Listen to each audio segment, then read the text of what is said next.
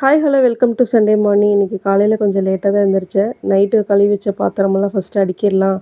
ஏன்னா கொஞ்சம் சிங்கில் பாத்திரம் இருந்தது. அதுக்கு முன்னாடி ட்ரையான பாத்திரம்லாம் அடுக்கிட்டு இன்றைக்கி வந்து மஷ்ரூம் பிரியாணி பண்ணலான்னு எல்லாமே எடுத்து வச்சுட்டு தவளையில எல்லாம் தண்ணி தீர்ந்துருச்சுங்க. அதையும் மாற்றிடலான்ட்டு அரிசியும் கையோட ஊற போட்டுட்டு பிரியாணிக்கு பாஸ்மதி ரைஸ் எல்லாமே ஊற போட்டுட்டு வெங்காயம் காய்கறியெல்லாம் ஒரு கேரட்டு கொஞ்சம் பீன்ஸ் எல்லாம் சேர்த்துக்கலாம். காளான் கூட வெறும் காளான் போட்டால் மட்டுமே நல்லா இருக்காதுன்னு சொல்லிட்டு சண்டே மட்டும்தாங்க உட்காந்து வெங்காயம் துளிக்கிறக்கும் உட்காந்து காய் வெட்டுறக்கும் டைம் கிடைக்கும்.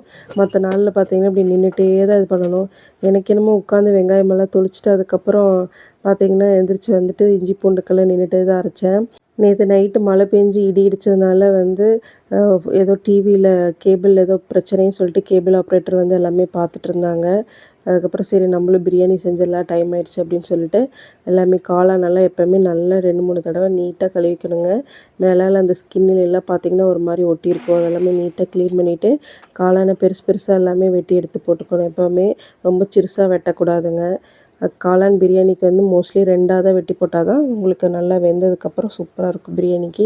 ஸோ வெங்காயம் பச்சை மிளகாய் எல்லாமே ரெடி பண்ணிவிட்டேன். ஆஸ் யூஷுவல் வந்து பார்த்திங்கன்னா காளான் பிரியாணிக்கு நம்ம எப்போ போட வேண்டிய பட்டை கிராம்பு சோம்பு எல்லாமே போட்டுட்டு வெங்காயமெல்லாம் போட்டு நல்லா தாளிச்சு விட்டாச்சுங்க. காய்கறியும் கூட சேர்த்து ஆட் பண்ணிக்கணும். நான் பட்டாணி போடல, ஏன்னா காளான் போடும்போது இது அளவாக தான் காய்கறி போடணும். ரொம்ப போட்டோம் அப்படின்னாவே நல்லா இருக்காது. ஸோ வந்து பார்த்திங்கன்னா பிரியாணி மசாலு மிளகாத்தூள் கறி மசாலா எல்லாமே ஆட் பண்ணி நல்லா வந்து அது கூட அந்த வெங்காயமோடும் காயோடும் நல்லா மிங்கிளாயிடணும். மிங்கிளானதுக்கப்புறம் தான் லாஸ்ட்டாக தான் காளானை போட்டு நல்லா பெரட்டணும். ரொம்ப இது பண்ணால் காளான் வந்து டேமேஜ் ஆயிரும். அதனால் காய்கறியெல்லாம் நல்லா வதங்கினதுக்கப்புறம் காளானை போட்டால் போதுங்க. அதுக்கப்புறம் மல்லித்தழை எல்லாமே போட்டு நல்லாவே காளானுக்கு எல்லாமே கூட்டி வச்சுடலான்னு சொல்லிட்டு தண்ணியெல்லாம் போட்டு கடைசியாக இஞ்சி பூண்டு போட்டால் போதும். ஏன்னா எண்ணெயில் வதங்கினதுக்கப்புறம் ஸோ அது வதங்கினதுக்கப்புறம் தான் கொஞ்சம் தக்காளியும் சேர்த்துக்கணும். ஹாட் வாட்டர் வந்து பிரியாணிக்கு போடும்போது என்னென்னா சாப்பாடு நல்லா டேஸ்ட்டாகவும் நல்லா பதமாகவும் வருங்க. சூப்பராக இருக்கும். ஸோ உப்பு எல்லாமே சரி பார்த்தாச்சு. கொஞ்சம் காரம் பத்தலைன்னு மிளகாத்தூள் எல்லாம் ஆட் பண்ணிவிட்டு ஏலக்காய் போட மறந்துட்டு அதையும் லாஸ்ட்டாக மேலே ஆட் பண்ணிவிட்டு அளவாக தான் ஏலக்காய் போடணும். ஒரு 2 அல்லது 1 போட்டால் போதுங்க. விசிலில் பார்த்திங்கன்னா ஒரு 2 விசில் வந்துருச்சு. ஆஃப் பண்ணிவிட்டு தயிர் பச்சடிக்கு எல்லாமே ரெடி பண்ணி வச்சிடலான்ட்டு வச்சுட்டேன். மோஸ்ட்லி தயிர் பச்சடி நானும் சின்ன பொண்ணு இந்த மட்டும் தான் சாப்பிடுவோம். ஸோ எங்களுக்கு எல்லாமே ரெடி பண்ணிவிட்டு இஞ்சி பூண்டு அரைச்சதெல்லாம் மீதி இருந்ததெல்லாம் அழகாக ஒரு டப்பாவில் போட்டு நீட்டாக ஒரு சின்ன சம்படத்தில் போட்டு உள்ளே வச்சுட்டேங்க. ஏன்னா நம்ம மறுபடியும் ஏதாவது யூஸ் பண்ணுறதுக்காகவும் நிறையா தான் எப்போவுமே இஞ்சி பூண்டு அரைப்பேன். அப்போ தான் நான் அந்த வாரத்தில் ஏதாவது இஞ்சி பூண்டு சம்மந்தமாக செய்கிறதுக்கு நம்ம யூஸ் ஆகிக்கும். ஒவ்வொரு தடவையும் நம்ம தனித்தனியாக ஸ்பெஷலாக அரைச்சிட்ருக்க முடியாதுல்ல. எப்போவுமே இஞ்சி பூண்டு பச்சை மிளகா போட்டு நீங்கள் அரைச்சி ஃப்ரிட்ஜில் வச்சிட்டிங்கனாவே அவ்வளோ ஃப்ரெஷ்ஷாக இருக்கும். இப்போல்லாம் இந்த கடையில் இஞ்சி பூண்டு 5 ரூபா 10 ரூபாய்க்கு விற்கிறதெல்லாம் சத்தியமாங்க அது இஞ்சி பூண்டே இல்லைன்னு சொல்கிறாங்க. அதை பார்த்தா அந்த ஃப்ளேவர் பார்த்திங்கன்னா ஏதோ இஞ்சி தூக்கி போட்டதுக்கப்புறம் அதை அரைச்சி போடுவாங்களா அந்த மாதிரி ஒரு ஃப்ளேவர் இருக்குது. நம்ம வீட்டில் அரைக்கிற மாதிரி இஞ்சி பூண்டு மாதிரியே இல்லைங்க.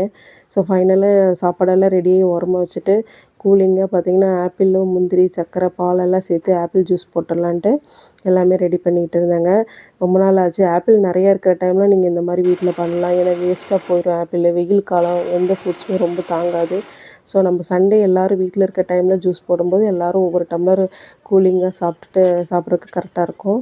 ஸோ எப்போவுமே பார்த்திங்கன்னா ஃப்ரூட்ஸ் எந்த ஃப்ரூட்ஸ் நிறையா இருக்கோ அதுக்கு தகுந்த மாதிரி நீங்கள் வந்து ஜூஸ் போட்டு சாப்பிட்டுக்கலாம். ஏன்னா ஸ்நாக்ஸு வந்து பார்த்திங்கன்னா ஏதோ 1, 2 தான் பொண்ணுங்களுக்கு கொடுத்து அனுப்புவோம். ஸோ இந்த தடவை வந்து ஆப்பிள் சீசன் போல் நிறைய எங்கே பார்த்தாலும் ஆப்பிள் விற்றுட்டு இருந்தாங்க. காளானை பார்த்திங்கன்னா ரைஸ் எல்லாமே ரெடி ஆயிடுச்சு. நாங்களும் எல்லாமே பிளேட்டிங் போட்டு அப்படியே சாப்பிட ஆரம்பிச்சிட்டோங்க. கொஞ்சம் கொஞ்சமாக அந்த ஃபஸ்ட்டு அந்த காளானை மட்டும் தேடி பொறுக்கி அப்படியே வாயில் வச்சோம்னா செம்ம டேஸ்ட்டாக இருக்கும். ஹஸ்பண்ட் டாடி எப்படி இருக்குன்னு கேட்டேன். சூப்பராக இருக்குது அப்படின்னாரு. நான் கூட என்னமோமா இருக்கும்னு நினச்சேன், நீ பக்காவாக பண்ணியிருக்கே அப்படின்னாரு. ஓகே, எப்படியோ மனுஷனை பீஸ் இல்லாத ஒரு காளான் பிரியாணி சாப்பிட வச்சுட்டேங்க பாருங்கள். ஒரு குக்கரில் காவாசி தான் சாப்பாடு இருக்குது. ஈவினிங் எப்பவும் போல் காஞ்சனா படம் போட்டாங்க. சண்டே வைப்பு தாங்க. சின்ன பொண்ணு ஆன்னு பார்த்துட்ருக்கா பார்த்தீங்களா.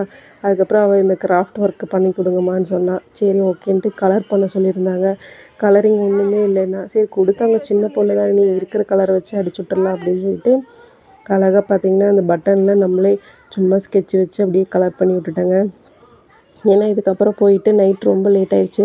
பெயிண்ட்டை வாங்கி அடித்து இதெல்லாம் தாங்காது. அதில் கொடுத்துருக்க மாதிரி பட்டனெல்லாம் ரூ. 10 ரூ. 20 வரும். அதெல்லாம் இந்த ஊரில் கிடைக்காதுன்னு சொல்லிட்டு நைட்டுக்கு வெறும் கொய்யாப்பழம் பார்த்தீங்கன்னா, இது தாய்லாந்து கொய்யாப்பழம்னு ஹஸ்பண்ட் வாங்கிட்டு வந்தாங்க. சாப்பிட்டுட்டு படுத்துறலாம் அப்படின்னு பார்த்தா பயங்கர பசிச்சுங்க. சரி ஒன்றுமே இல்லை, இருக்கிறதே இருக்குது தோசையும் இட்லி பொடின்னு சொல்லிட்டு நல்ல பூண்டு இட்லி பொடி, அப்புறம் அம்மா அரைச்ச கருவேப்பிலை இட்லி பொடி எல்லாமே இருந்தது. 2 இட்லி பொடி வெரைட்டியாக ஹஸ்பண்டுக்கு ஒரு வாய், பொண்ணுக்கு ஒரு வாய், எனக்கு ஒரு வாயின்னு சொல்லிட்டு அப்படியே தோசையும் சுட்டுட்டு அது ஒரு வைபுங்க. சுட சுட தோசை. அதுக்கப்புறம் நாங்கள் ஒரே தட்டில் 3 பேர் சாப்பிட்டாங்க. செம்மையாக இருந்தது சண்டே. தேங்க்யூ.